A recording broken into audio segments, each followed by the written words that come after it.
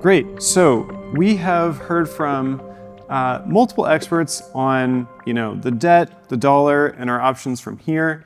I've learned a lot, and I was reflecting last night on, what is the takeaway on Plan A? How do I feel in my heart about Plan A? And I'm pretty concerned about Plan A. And you might think that I'm just saying that because reserve is about Plan B, but I'm not. I think that really, if we could, and I'm going to get to this in more detail, but if we can solve our problems with the dollar rather than having to build a backup, I really think that we should do that. For all of the virtues of the gold standard or other possibilities, the current system is what has allowed us to build everything we have today in our thriving economy. It has lots of virtues, and if we can preserve it, I think we definitely ought to. And I have learned, and I think all of us have learned some meaningful details about the state of Plan A and the ideas and options on the table. And I think some of them are interesting and promising, but when we just look at the political forces that have got us here, and the fact that we haven't solved these problems yet, despite having known about them for so long, it does just sort of seem like we are getting closer and closer to actually hitting a moment of crisis, and we're probably only going to respond once that crisis occurs. So we'll see. Nobody really knows for sure. And I think that Monetarium as an ecosystem should continue focusing on both Plan A and Plan B. But I want to talk a little bit about Reserve's take on Plan B, and I want to put Reserve in a little bit of context for everybody here, both the folks from crypto and the folks who are more focused on the traditional system. So Reserve's goal as an ecosystem overall is to eradicate inflation. And I know that sounds like a little bit bold, like how could you completely eradicate inflation? But I want to break down what I mean by that and how it is that we're trying to do that. So, and we really take, I think, a quite practical approach to it that has three prongs. One is simply offering USD stablecoins around the world. Like Larry talked to us about, in a country with very high inflation, the US dollar is an attractive alternative. And with the proliferation of stablecoins, we can make that access even easier. Prong two is offering diversified stores of value. So people can get access and get exposure to assets, real assets that preserve their value, even better than the US dollar, also worldwide. And then the third prong is the possibility of one of those being used in the context that we refer to as asset-backed currency. So, for the first prong, for USD stablecoins, for those who don't know, Reserve, starting in 2019, 2020, 2021, had a project where we built an app called RPay that reached a point of being used in Venezuela under the conditions of hyperinflation, offering US dollar stablecoins. And because of the practicality of using dollars in that situation, reached a point of $300 million in monthly transaction volume. Both people doing ordinary transactions, buying and selling goods and services in the country, and using it to move money in and out of the country in dollars, which is a very important thing you have to do as an import economy.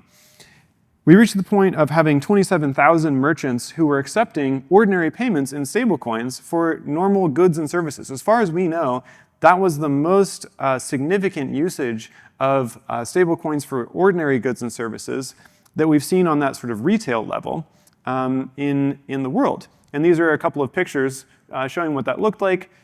Merchants all over the country had made their own signs to show that they would accept Reserve as a means of payment. But we found out the hard way about what it's like to do business in a very politically volatile country. The reason I'm speaking about this all in the past tense is we effectively had to shut this down. We reached the point where with, I think it was about 700,000 registered users, we had reached a moment where we really would need to register in the country and undergo regulatory compliance measures, which turned out to be very difficult in a context of a country that was undergoing hyperinflation and had quite a lot of political volatility. In particular, we needed to go in and register with the crypto regulator. And right at that time, the head of the crypto regulator was found to have stolen about $3 billion from the Venezuelan government. And so they put that person in jail, and they shut down, effectively, the crypto regulator and pulled all of those licenses. And that came at right about the moment that we were blowing up. And so it was a challenging situation.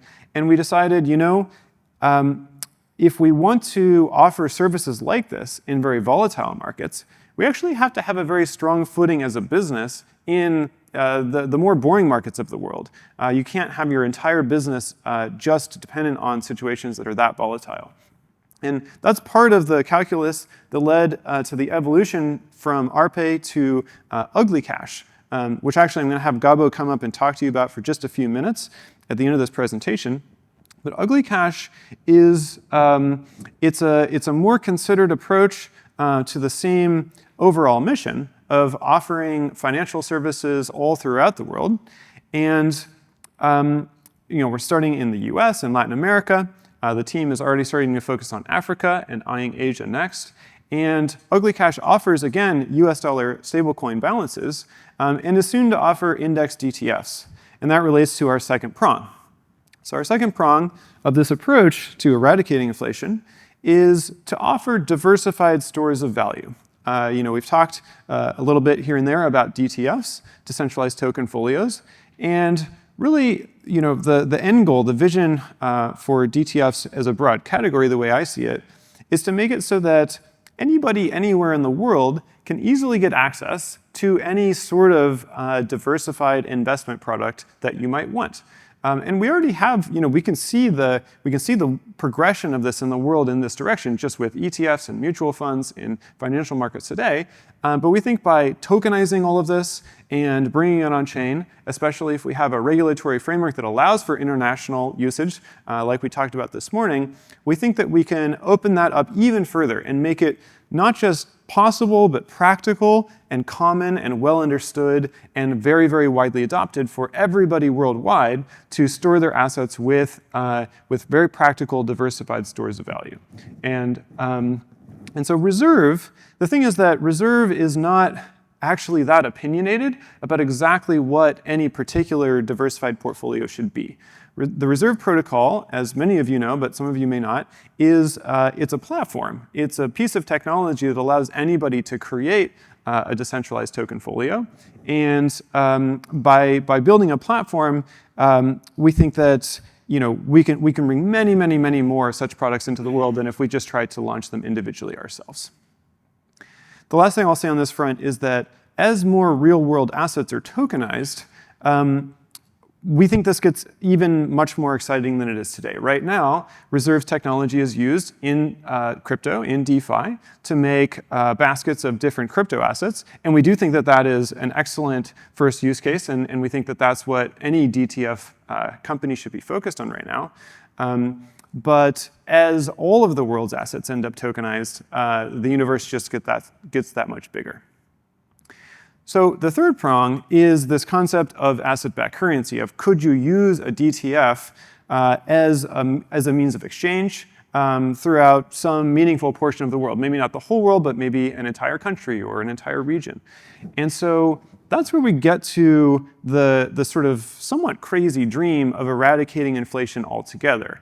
The idea is that you could slowly adopt asset-backed currencies, maybe first as stores of value, and then eventually as means of exchange, in countries where you've had a really significant hyperinflation and the population has decided in a bottom-up way, we really want to switch to something else. Or sometimes a top-down way. Governments sometimes do actively decide that they're going to endorse a currency substitution, and typically in recent history, they've picked the US dollar.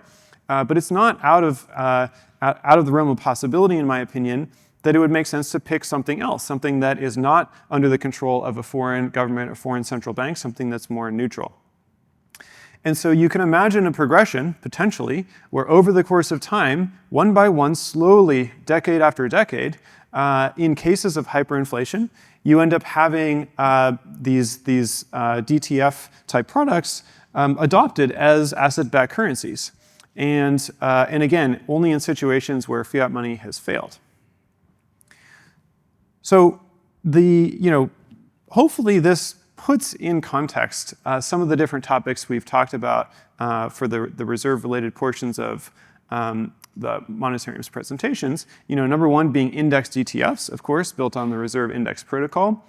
Number two being the important tool of distribution, right? If you just have these as products that exist on the blockchain with no easy way to use them or spend them as money, then I think that would make the adoption that much harder. And this is part of the original thinking many years ago that led us to decide, okay, there should be an arm of the project that builds a convenient user platform to make it possible. Spend this stuff on a card. Make it really easy to handle these assets without having to be a DeFi native person.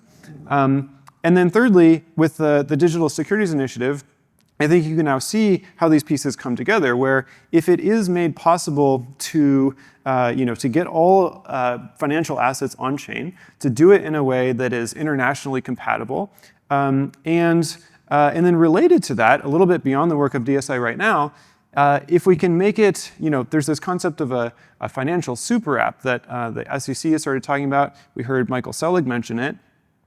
If we can make it as easy to create a fintech app that allows handling of tokenized securities as it is to create a fintech app that allows handling of dollars or ordinary crypto, then that makes it so that DTFs that contain securities and are themselves securities could be used in many, many different convenient financial applications around the world. So that's the future that we're aiming for here.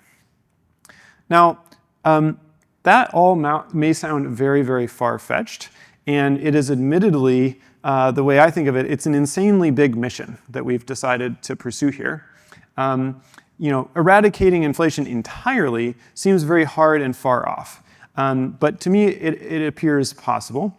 And I liken it to SpaceX's goal of colonizing Mars.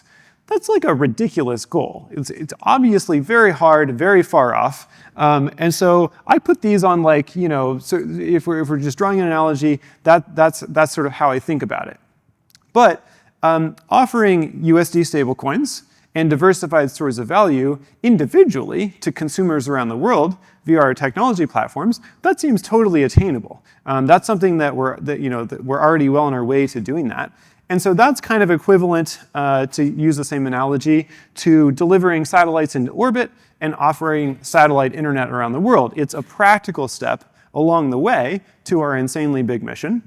And it can be profitable and valuable to humanity as we build. So that's sort of the way that I think about the Reserve Project and that insanely big mission. So what would it look like to break through? How would we know that we were on the path of success here? Well, it would look something like this. This is what the top of CoinMarketCap would look like if we're really breaking through. The number one crypto asset would be some sort of DTF, some sort of asset-backed currency-like asset. It would be bigger than Bitcoin.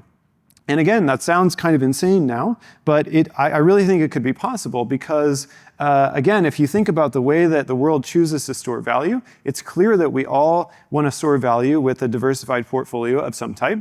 And as Larry mentioned, there's clearly a benefit to having a single asset that everybody transacts with instead of switching back and forth from a zillion different currency options. So that's what it would look like. And how would we get there? I'm going to just talk for a moment about how we could get there. So this shows an 80-year progression of how the world has held equities. This is a chart that's a little bit like the chart that Professor Evans just showed us, but it's a little different because there we were looking at mutual funds versus ETFs in a sort of recent part of history. Here we're going all the way back to 1945, and we're just asking, how do people hold stocks? Do they hold them directly, or do they hold them indirectly via some sort of fund mechanism? And so you can see, this whole section is mutual funds. You can see pension and government retirement funds. They sort of get larger, and then they've gotten smaller recently. You can see, this is kind of cool, just how much are held by international investors. You see this little blip of hedge funds, and ETFs is actually relatively small, but growing category. And then I'm not sure what's in other. But the point, broadly speaking, if you subtract out even this international investors section, is that clearly we went from holding assets individually to, over the course of those 80 years, holding more and more assets in bundles. And so if you think that the forces that apply to ordinary assets will apply to tokenized assets, and I don't see why they wouldn't, then over the long course of time, we think that this same progression is likely to happen. People are going to hold more and more assets in bundles. How exactly are they going to do it? Which technology are they going to do it with? Well, we're not sure yet, but that's what we're building for. And so we think that this wave, it's a slow-moving wave, but it's very big and powerful, and we think that this is going to repeat itself. We think that that's going to happen in the case of DTFs as well. So, if that's right, then before we get to the point of topping coin market cap, you would see something like getting to $1 billion plus in some sort of S&P 500 of crypto type DTF. It's kind of the most boring DTF you can imagine, just a broad crypto market index, and I think that that is a reasonable bet for what could get large first, just based on this basic force. Next, though, as I've talked about, is just the value of moving securities on chain. So let's see, what do I want to say about this? When we zoom out and we think about the feasibility or the believability of the reserve project, I talked about last year at Monetarium the difficulty of believing that this is actually going to work because of the complexity of the reserve project. And I mentioned that, as far as I can tell, perceived future or current US government opposition is sort of thought to be the main barrier that makes it hard to believe that this really could work and be used as currency. And I think it's still clear that the US government is going to be pro the US dollar unless we encounter a situation where it's encountered really significant hyperinflation. But there's another layer of opposition that up until the beginning of this year was very strong, which is just opposition toward crypto entirely, right? Just doing business as a crypto project in the US had been pretty difficult. And so I think that there's obviously much less executive resistance to crypto 1 year later. And I also think that there is a clear political path to mainstream DTF adoption with tokenized securities on-chain, just given the SEC's openness, their desire to say, hey, let's try things out. We will give you permission to try new things out, and we will figure out together how to rewrite the rules. Like, how cool is that? That's so cool. And I'm really excited that our team is playing a part in that, thinking about the specifics of how that could work that you heard about this morning. So this is an aspirational slide. None of these companies has committed to do anything with DTFs, or at least they haven't said so publicly. But again, just thinking about what it looks like, if we're really making progress, then over the next several years, you should see the overall ecosystem launch a whole range of DTFs that include real-world assets. And these would include store of value DTFs that draw from the whole range of financial assets. And so, in the success case, you'll see, the largest crypto companies and some of the most, crypto-friendly and sort of crypto-forward traditional finance companies starting to venture into issuing these products on chain, hopefully with the reserve protocol. One more element that I think is unsolved that it sounds like one of the roundtables discussed a little bit yesterday, and we have another roundtable to discuss it this afternoon, is governance of DTFs. And I think that one thing that we talked about this morning with identity keepers in this proposed framework, issuing these portable decentralized identities, that is, to me, the most promising available solution to what's called the Sybil problem in crypto, the problem of any individual human being able to create any number of addresses and pretend to act as many different actors. And that problem, the Sybil problem, is what makes it so that most on-chain governance today is one token, one vote. It's basically saying, well, you use your money to vote because it obviously, that way you can't cheat. You can't just sort of pretend to be, multiple copies of your $100 share. But so if we have a decentralized identity system that actually allows you to say, okay, this address is connected to this particular pseudonym, given the way the system works, you know that that's a single person or close to a single person if the system is not perfect, but very close to perfect, that opens up a whole different design space for how decentralized governance could work. And I can tell you from personal experience, having spent quite a lot of time with our engineers thinking through different possible changes to governance, a lot of when you think about that a lot, there's a lot of tempting designs that would be possible if you had a Sybil resistance solution. You wouldn't necessarily have to depend on the same rules to token voting. But every time we get into that thought process, we start thinking about, well, how do we solve the Sybil problem? It's a really hard problem to solve if you're just relying on sort of crypto economic forces. And so I just want to call out that, the governance of DTFs is a really, really important, crucial piece to this all working on a massive scale. If you imagine we're going to say, hey, there's this one asset that's going to be used as a currency for many different countries. Obviously, the governance of whatever that portfolio is, or the parameters, any code updates you need to have, that would be an extremely contested thing. You're sort of creating a new nation in a way, or a new governmental system. And it's going to be something that many, many people care about and would like to co-opt and control. And so I just want to call it that I think that problem is still totally unsolved. If you just look at our governance systems today, I don't think they're anywhere close to as robust as they would need to be. But I personally think that this is the right direction. If you can start to connect on-chain addresses to identities, not in a public way, but in a known connection way, you get a couple of things. You get one, just the ability to count votes on a person-by-person basis, which, that's what many governance systems throughout the world of democracies are based on. Is that you don't vote based on your bank account balance, you vote just as a person. And then secondly, I think can bring in traditional sort of legal accountability.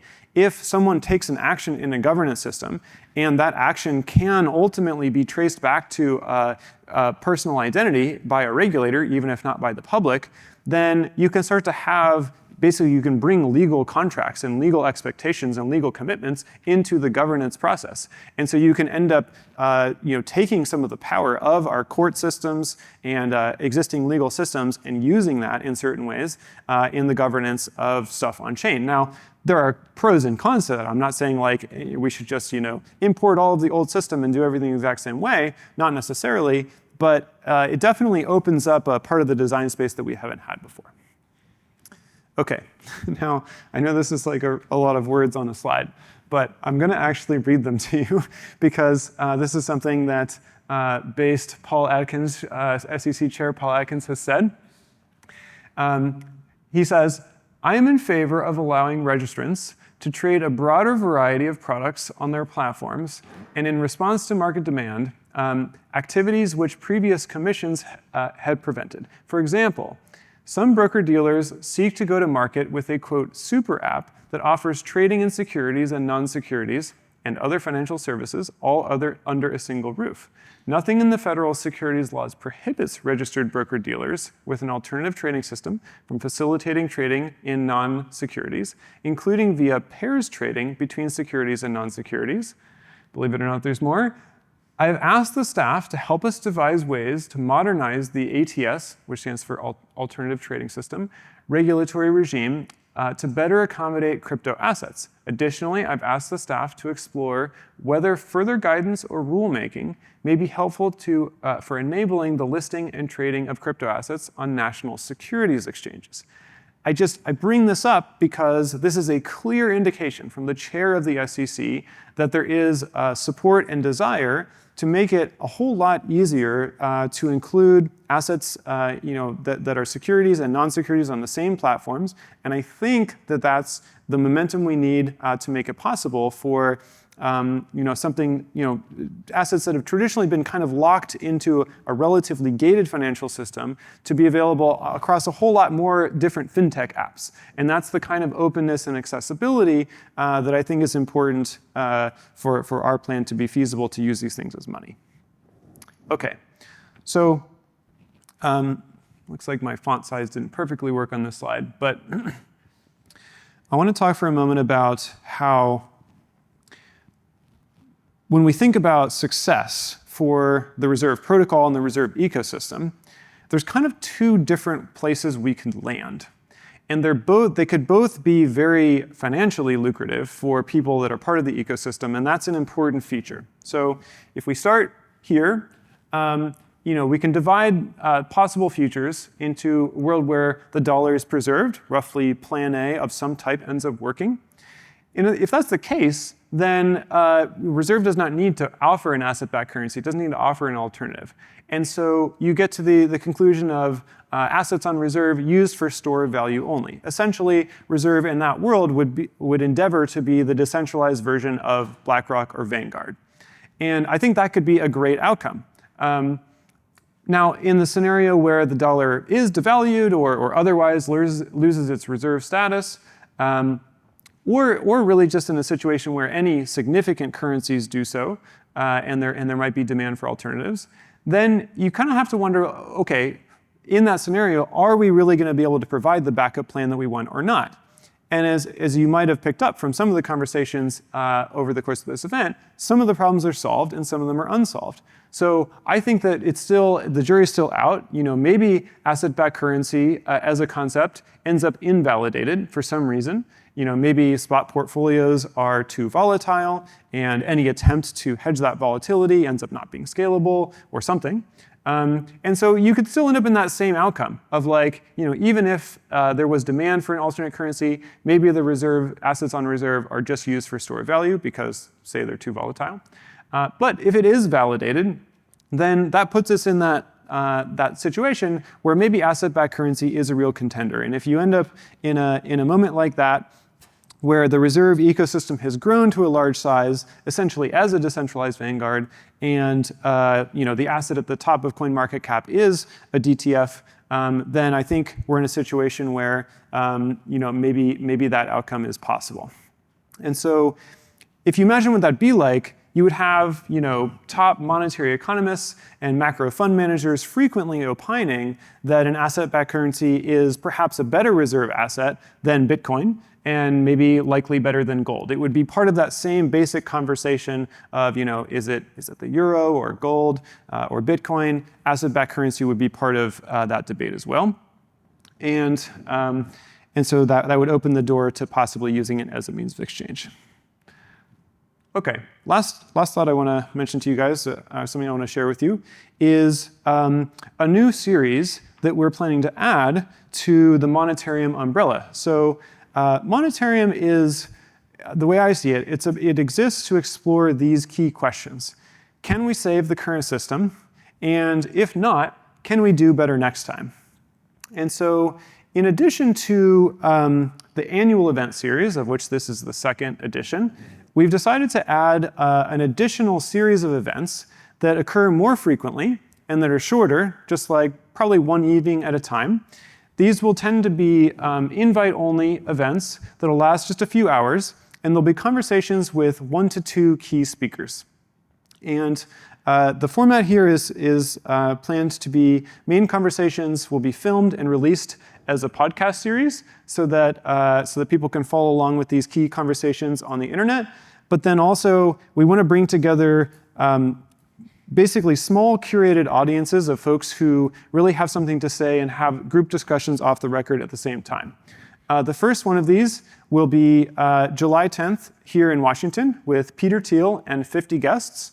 And we'll be here to discuss the topic of the debt, the dollar, and our options from here. We may discuss Reserve briefly, but this is primarily a Plan A conversation because that is really what the public is metabolizing right now. Like we talked about yesterday with Doge and the big beautiful bill having brought this to the surface. We think that that's where the focus should be. If you're interested in joining, you can talk to our Chief of Staff, Michael Cameron, who many of you I'm sure have met here, or myself. But space is limited. Like I said, it's a curated audience of 50, so we might not be able to accommodate all requests. And yeah, I'm excited to explore this new format. This is something we think is going to allow us to create engagements with a series of folks who we maybe couldn't get everybody to show up on the same day at a single annual conference. We can instead work with people's schedules and availability. We can sort of pick particular targets of people we want to have conversations with, and then bring in the appropriate audience for each curated conversation. And so I'm really excited to kind of get to explore a broader array of deep thinkers. And if you have any suggestions on who you think we should feature, feel free to share those with the Confusion Capital team. So lastly, I'm going to give Gabo the stage for 3 minutes to talk to you about Ugly Cash. They're about to raise money, and so he's been putting together an extremely condensed pitch, and wanted to give him the opportunity to share that with you guys. So welcome, Gabo. Hi, everyone.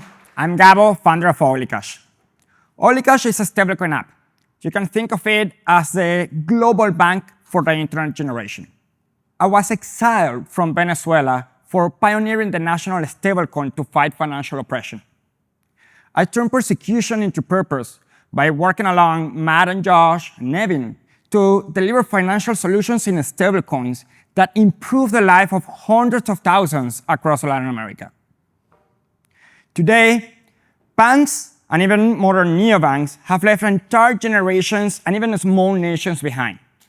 They're stuck with outdated services, limited access to high-yield savings and investments, and sort segregation of crypto and banking of what I call the old system and the new system, and costly cross-border transactions.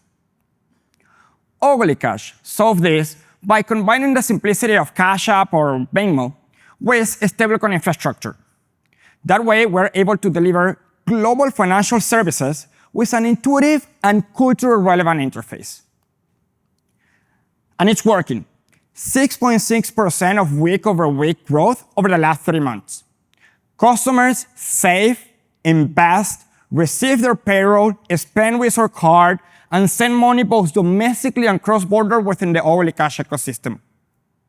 And this is not happening on one country.